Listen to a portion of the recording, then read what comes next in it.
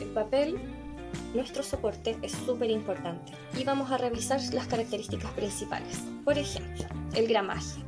El gramaje me va a indicar el grosor del papel, por lo tanto, la resistencia. La resistencia a la cantidad de capas que yo voy a incorporar con el material que voy a trabajar. En este caso grafito, nosotros vamos a trabajar por capas superpuestas, por lo tanto necesitamos que el papel sea resistente. Cuando estamos trabajando solamente como estudio, haciendo ejercicios, podemos utilizar este tipo de croqueras que son de esbozo y el gramaje, si se fijan, es mucho menor, es un papel mucho más delgadito y como va a ser solamente de práctica no necesitamos tanta resistencia.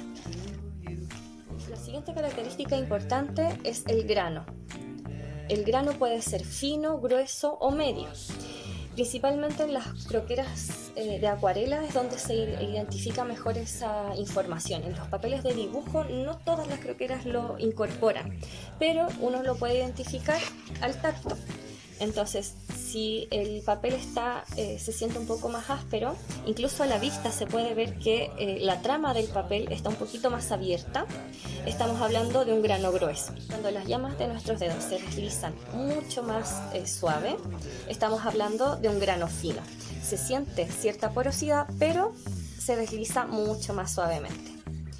Y cuando ya definitivamente nuestros dedos se resbalan sobre el papel, estamos hablando de un papel satinado. Este, por ejemplo, es un papel muy liso.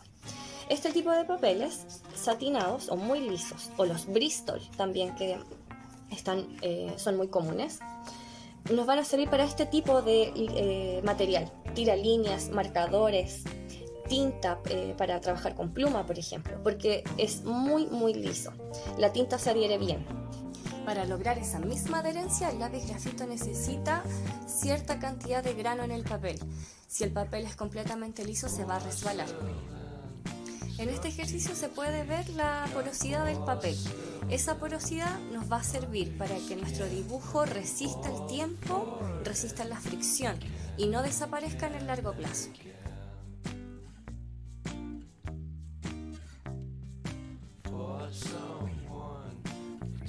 Teniendo en cuenta estas dos características vamos a encontrar una gran variedad de papeles. Por ejemplo, estos de mix media o técnica mixta son bastante resistentes y habitualmente tienen un grano medio fino. A mí me gusta bastante trabajar con este tipo de papeles, sobre todo porque puedo mezclar técnicas. Por ejemplo, este es lápiz pasta con muchas capas y por el otro lado el papel queda intacto. Entonces, a pesar de que hay harta presión y hartas capas, el papel se mantiene súper resistente. Y además podemos aplicar incluso capas de aguadas.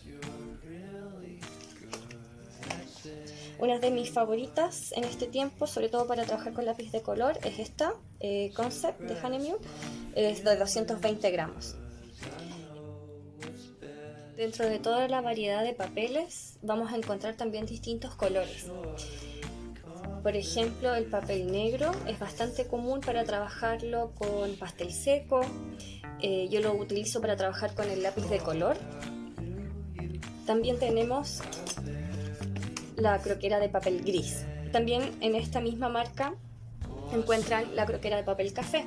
Estas principalmente son para estudios de figura humana. Acá se ve la paleta de lápices de colores y algunos trabajos con lápiz de color o pastel seco.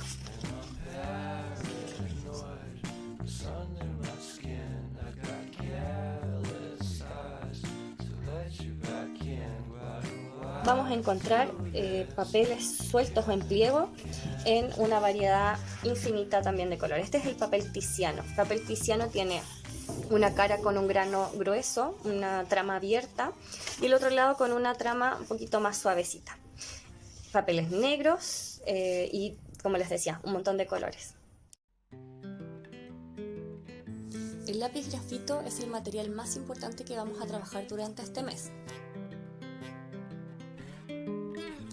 Vamos a revisar primero qué significa el número y letra que está ubicado en la parte superior de nuestros lápices. Tenemos el grupo de los lápices B y de los lápices H. B de black son los lápices blandos, H de hard son los lápices duros.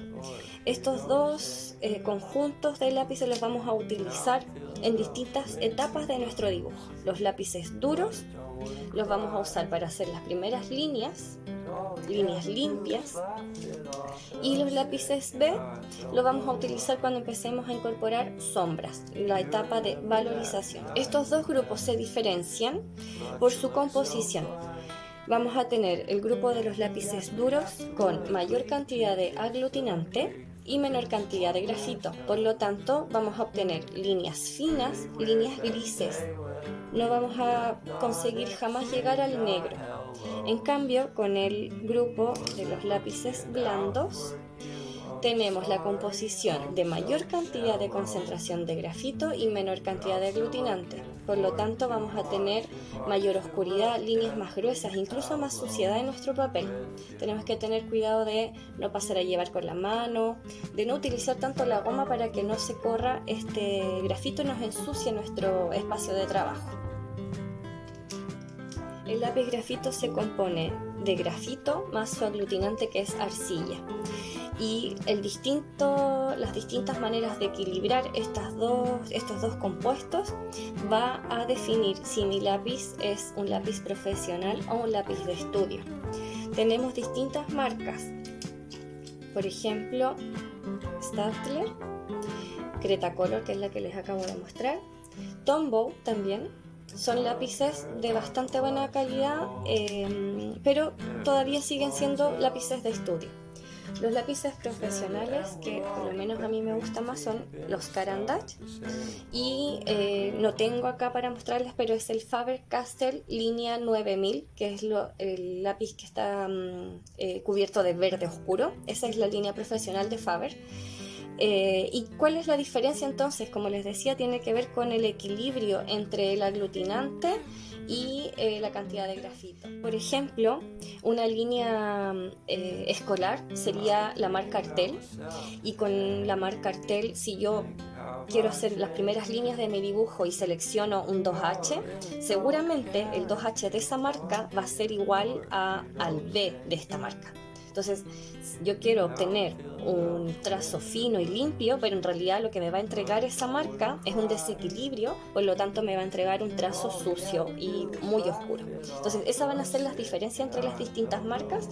De todas maneras, la que ustedes tengan, la que vayan a utilizar, tenemos que conocerla, tenemos que manipularla para poder identificar cuáles son los lápices que más me van a servir de ese set. La variedad total de los lápices grafito va desde el 9H hasta el 9B, incluyendo estas dos transiciones. Tenemos el F y el HB, sería como el punto cero entre estos dos grupos. El F va a ser un lápiz con tendencia al grupo de los duros, y el HB va a ser un lápiz con tendencia al grupo de los blandos. Quedan en el centro. Este set específicamente viene del 2H hasta el 9B porque es un set de dibujo artístico. Otros sets pueden incluir más cantidad de lápices duros porque necesitan justamente esa limpieza en el trazo para hacer mapas, para hacer gráficos, por ejemplo, es para dibujo técnico.